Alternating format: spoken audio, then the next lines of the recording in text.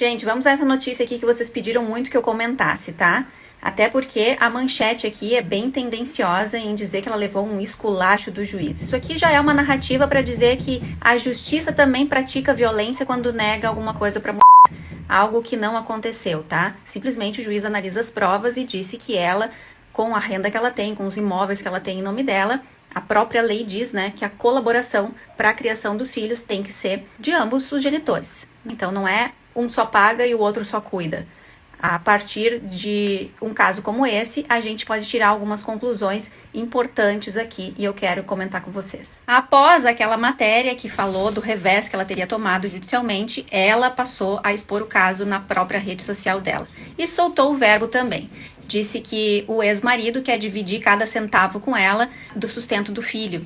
E revelou algumas outras coisas que a gente vai analisar. Gente, que mentira isso! Meu ex-marido bilionário divide as contas do nosso filho comigo. Ele queria tirar o motorista quando o menino fizesse 10 anos. O juiz decidiu que ele continuasse. Assim como a funcionária que me ajuda, o juiz decidiu que ele tem que continuar pagando, começou ela falando. Sobre a nota da loja de roupa, presente para amiguinha. Vocês têm ideia que meu ex-marido tem 4 apartamentos em Nova York, 1 em Miami, uma casa de praia de mais de 20 milhões, 2 helicópteros, 50 imóveis em São Paulo e uma construtora bilionária e divide cada centavo?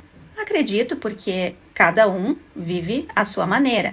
É óbvio, gente, que se vocês forem um bilionário desses, o seu filho vai ter que viver dentro do seu padrão de vida. Então ele já tem motorista, ele já mora num imóvel que, segundo a notícia mais antiga, ele antecipou os aluguéis de um ano em R$190 mil. Então, vocês podem imaginar o tipo de imóvel que é. E, independente disso, claro que aquela que fica com o cuidado da criança, responsável pelo cuidado, até porque ele é um mega empresário, não tem aquele tempo de estar se dedicando integralmente para a criança, tampouco ela, né, tem essa dedicação, então é preciso pagar rede de apoio para isso. Pessoas que colaborem com esse dever de cuidado.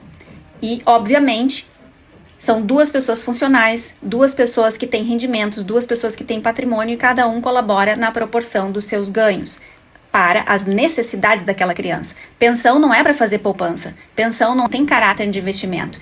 Tem caráter de suprir as necessidades de alguém que não se banca sozinho, que necessita da provisão do pai e da mãe.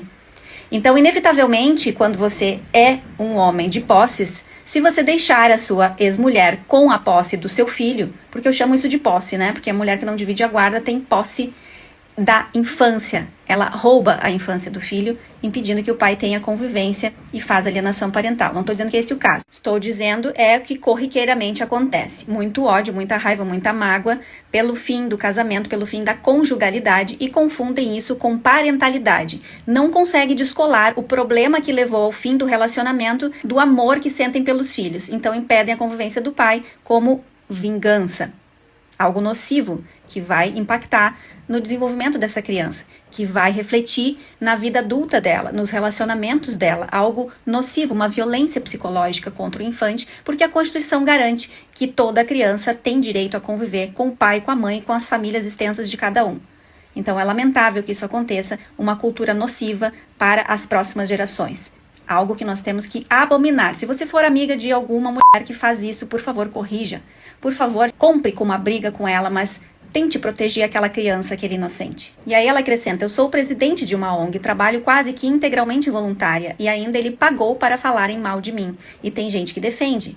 E não paga 30 mil, paga 15 mil, revelou. Segundo a notícia anterior, disse que ele paga mais de 37 mil, incluindo as despesas que ele paga diretamente do filho. E 15 mil ele passa só para ela para as despesas extras. Aqui ela está dizendo algo diferente. Então, como não temos acesso ao processo, vamos deixar isso para esclarecimentos aí da mídia. É por isso que cada um colabora na proporção dos seus ganhos. Se um é bilionário e o outro trabalha numa ONG, mas tem suas posses, tem suas rendas também, fruto das publis que ela faz, dos eventos que ela participa e tudo mais, o próprio juiz constatou que ela tem renda. Isso é uma coisa importante de se dizer também, porque a regra para se estabelecer a pensão é o binômio. Binômio são os 2 requisitos, a necessidade da criança e a possibilidade de quem paga. Quem paga é o pai. Então, geralmente, alguns tribunais, como o de São Paulo, por exemplo, é uma dificuldade para conseguir uma quebra de sigilo bancário da mãe. Eles deferem a quebra de sigilo do pai, porque segundo o juiz entende que é a renda do pai que está em questão, porque há a possibilidade do pai que está sendo discutida, mas e a necessidade da criança? E o trinômio que está na doutrina jurídica, que diz que se os dois colaboram, a renda dos dois é importante, porque a necessidade da criança tem que ser atendida por ambos. Então, cada um vai contribuir na proporção dos seus ganhos. Claro que a questão da convivência também importa, porque aquele que convive mais já está também pagando uma pensão com o tempo dedicado. Isso tem que ser levado em consideração.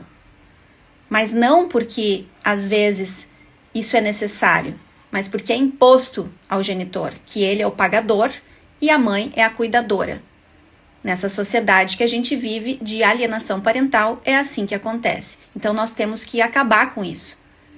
Nós temos que começar a pensar que esse empoderamento que se busca é também não abrir mão da guarda, mas dividir o cuidado, dividir o amor.